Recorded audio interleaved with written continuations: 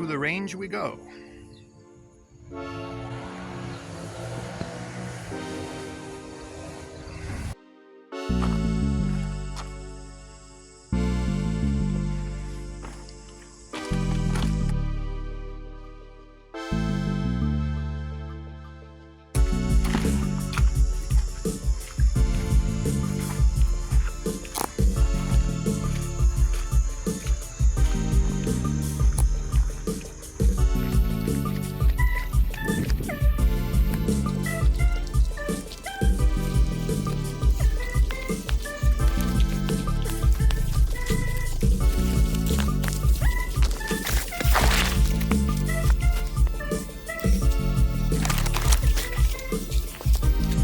I think I went the wrong way.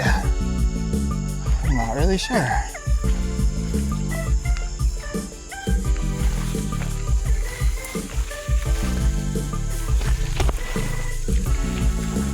Yeah, this ain't looking good.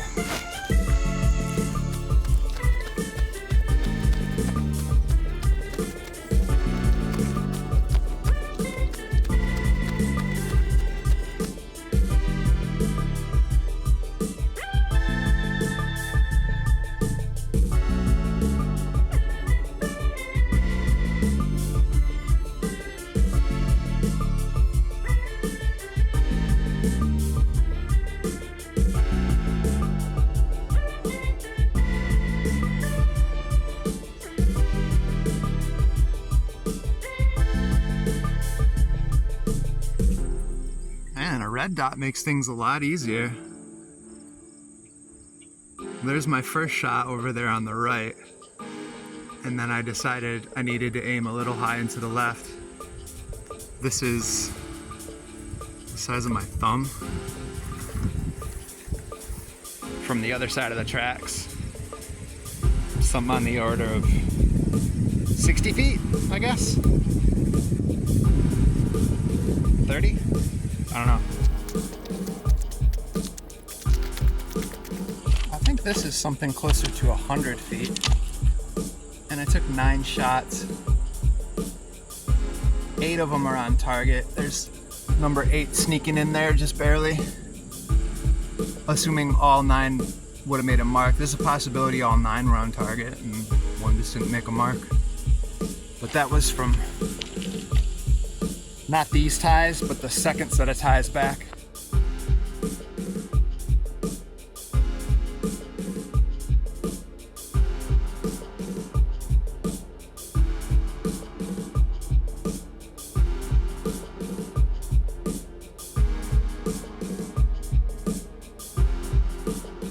So here's the Virtus setup.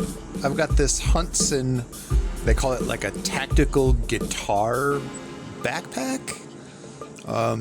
It's cool because I can walk around with it in the city and no one knows I'm carrying a rifle. They're kind of expensive. I guess it was about like 70 bucks. You can get them cheaper on Amazon if you don't mind supporting fucking Skynet. I personally have given up on Amazon after they ripped me off. That's another story. We've got these 2 external pockets, each of which have molly webbing on them and loop for hook back patches. In the top pouch I've got a couple of slings and like a tourniquet, and then in the bottom is where I keep the butt stocks with the PCP bottles, and I think I've got like a boar snake and some other stuff in there. And it's a 2-layer rifle bag, so you unzip the first layer and the lid flops open, and there's a bunch of these pouches across. I've got a total of 3 of these Sig Virtus magazines, which are actually pretty cool in the way that they're constructed. There's a door on the side that flops open and you feed a belt in there, a 30-round belt. And obviously the rifle came with 1 magazine, and then I purchased 2 additional, each of which I think came with 2 or 3 belts. So each magazine has a total of 3 belts. So you can load up the belts and stick them in a pocket somewhere, and then when a magazine is dry, you can just throw in another belt instead of having to load 30 pellets in a belt. It's pretty convenient. I want to get a few more of them. I have a chest rig with like, I think 6 compartments, and each compartment could easily fit 2 or 3 of these magazines since they're so slim. And there's the rifle in the bottom compartment. I take the PCP bottle and buttstock off. I probably could fit it in there with it attached. I don't see the sense. You know, that seems like a potential point of failure, and it's so quick to screw in. It's no big deal. There are 2 Velcro clasps, essentially, that are around the barrel shroud. They're pretty high quality. Underneath it, it's like overgrown molly webbing. The back of that is marginally padded. And there's the rifle in the light.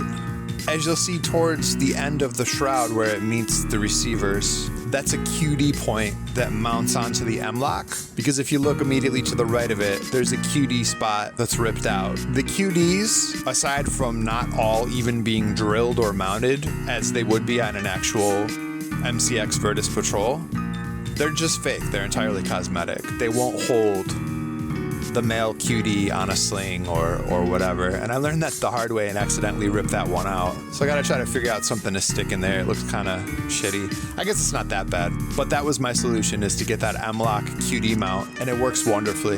I think it's Magpul.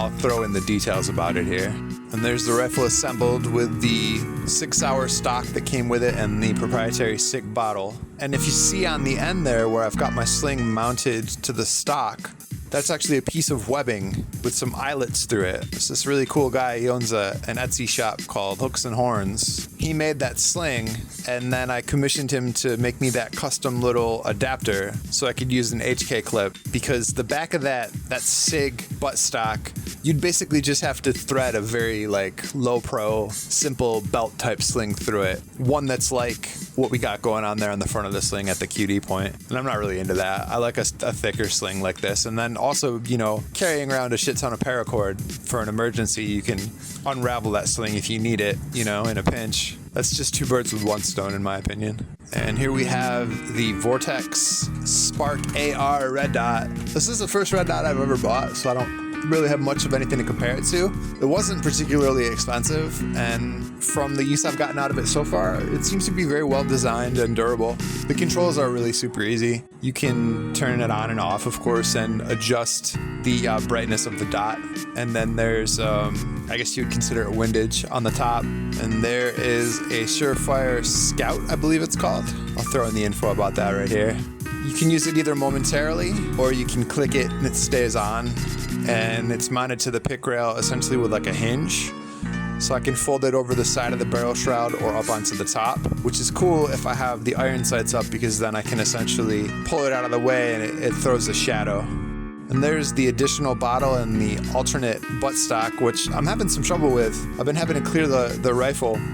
There's been some jams, but it might have possibly been because of how I had the sling attached to that other buttstock, because it was kind of twisting it. And there's a more clear vantage point of the front of the barrel shroud and the barrel and the muzzle device and the foregrip, which is Magpul. And if you get one of those, make sure you have a real long Allen key, because they're kind of a pain in the ass to install.